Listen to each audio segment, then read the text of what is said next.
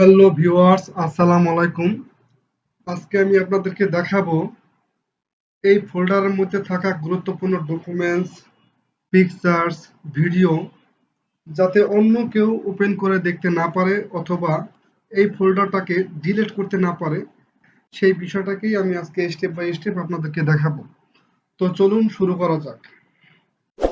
আমরা প্রথমে এই ফোল্ডারের রাইট বাটনে ক্লিক করব, দেন প্রপার্টিস এই অপশনে চলে যাব, দেন উপরে থাকা সিকিউরিটি ট্যাবে চলে যাব, দেন আমরা অ্যাডমিনিস্ট্রেশন এই অপশনটি সিলেক্ট করব, এডিট অপশনে ক্লিক করব, আবার অ্যাডমিনিস্ট্রেশন এই অপশনটি সিলেক্ট করব, দেন এখানে দেখতে পাচ্ছেন ডিনাই এই চেকবক্সে ক্লিক করলে সবগুলো চেকবক্স অটোমেটিক্যালি ক্লিক হয়ে যাবে।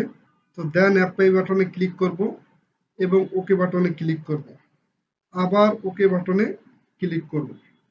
এখন আমরা দেখব এই ফোল্ডারটা ওপেন করা যায় কিনা। আমি আবার রাইট বাটনে ক্লিক করলাম, ওপেন করলাম। আপনারা দেখতে পাচ্ছেন একটা পপআপ বক্সে লেখা আসছে, you don't currently have permission to access this folder. আমি কন্টিনিউ বাটনে ক্লিক করলাম, ক্লোজ করলাম। এর মানে আমার এই ফোল্ডারটা ওপেন হচ্ছে না। এখন আমি ফোল্ডারটাকে আবার ডিলিট করব। রাইট বাটনে ক্লিক করলাম, ডিলিট ক্লিক করলাম, দেন you will need to provide administration permission to do this folder. এখানেও পারমিশনের কথা উল্লেখ করা আছে। আমি কন্টিনিউ বাটনে ক্লিক করলাম। আপনারা দেখতেই পাচ্ছেন যে আমার ফোল্ডারটা ডিলিট হচ্ছে না।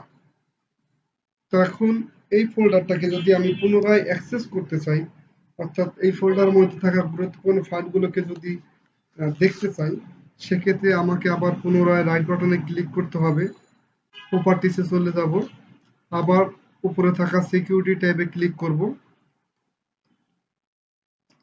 অ্যাডমিনিস্ট্রেশন অপশনটি সিলেক্ট করব, এডিট বাটনে ক্লিক করব, আবার অ্যাডমিনিস্ট্রেশন অপশনটি সিলেক্ট করব এবং ডিনাইতে থাকা প্রত্যেকটা চেকবক্স আমি আনচেক করব।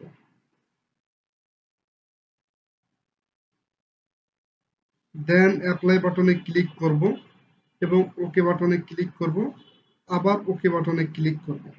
এখন আমরা দেখব এই ফোল্ডারটা ওপেন করা যায় কিনা। আমি রাইট বাটনে ক্লিক করলাম এবং ওপেন করলাম। আমার ফোল্ডারটা আপনারা দেখতেই পাচ্ছেন যে ওপেন হয়ে গেছে। তো এখন যদি আমি এইভাবে ফোল্ডারটাকে ডিলিট করি, আমার ফোল্ডারটা ডিলিটও হয়ে যাবে। তো এই হলো আমার ফোল্ডার সিকিউরিটি অথবা লক করার অপশন। আপনাদের যদি ভিডিওটা ভালো লাগে তাহলে আমাকে কমেন্টস করে জানাবেন। আল্লাহ হাফেজ।